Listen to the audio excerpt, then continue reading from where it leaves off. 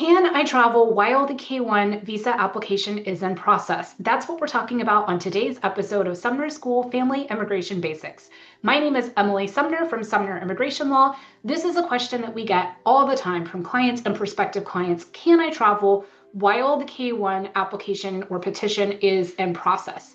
The question is simple. The answer is not straightforward. As always, this is not legal advice. It is for educational or informational purposes only.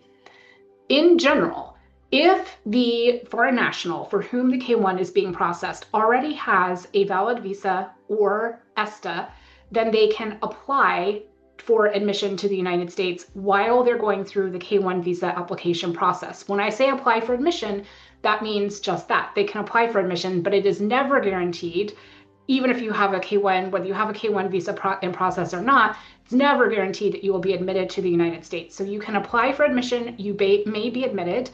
However, there are other possible outcomes as well. So when you apply for admission, while the K-1 is in process with the valid visa, visitor's visa or ESTA, the officer may ask you questions. Of course, you have to tell the truth. You have to answer the questions truthfully and accurately. They may ask you questions and let you in. They may not ask questions at all, the ideal scenario, right? They may ask you questions and put you in what's called secondary inspection. That is a separate room where individuals who are held for additional processing or additional questioning are put. Sometimes people are in those rooms in secondary inspection for hours on end, and it can be very, very uncomfortable to say the least. It can be an unpleasant process, but that is possible, that you would be put into secondary inspection and from there either let into the country or told that they are not letting you into the country. Of course, another possible outcome is that they would not let you into the United States. They would not believe that you're coming for a short-term visit, and they would say, no, we're not letting you in, turn you away. Or it's possible that they would turn you away and give you what's called expedited removal. Expedited removal is basically deportation removal at the port of entry. There is a 5-year bar to re-entering the United States. If you receive expedited removal, it is very difficult, if not impossible, to overcome. So that's not a situation that you want to be in. So those are the possible outcomes. If you do attempt to enter the United States, you know that these are the possible outcomes and you decide to take the risk. As I said, make sure that you tell the truth when the officer asks you questions. Try to have documentation of the short-term nature of your visit. So a return ticket, for example, proof that you have a home to return to overseas, a job that you have to get back to, schooling that you have to get back to, that type of thing. But know that even if you have that documentation, the officer may not look at it. They may want to hear it at all. They may refuse to look at it. That can be incredibly frustrating, but that's the nature of the admissions process. They may also look at your travel history. They may look at how often have you entered and how long have you stayed. But like I said, make sure that you bring proof to the extent that you can that your trip is short term.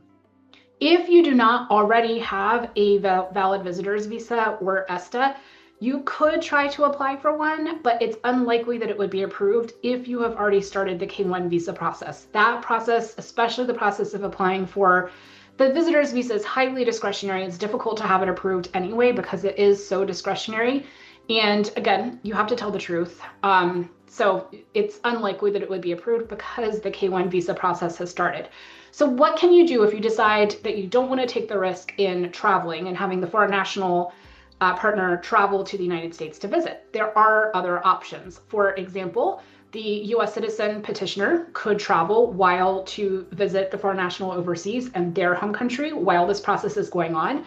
You could decide to meet in a third country, or you could decide to wait and not see each other while this process is going on. The good news is that generally speaking, and of course there are exceptions, the K-1 process from the time you file the I-129F to the time that you actually have the visa approved generally is not years and years. So it's not, yes, it may be a year, it could be a little bit longer, but generally it's not a years long process. So it's not that long of a time that you would be separated, though I know any time apart can be difficult for sure. So I hope that you have found this information helpful, even if it's not the exact answer that you wish it was. This is at least accurate information. I hope you found it helpful. If so, please share this video with a family member or friend. Like this video, put your questions in the comments. I can't give legal advice here, but I'm happy to answer any general questions.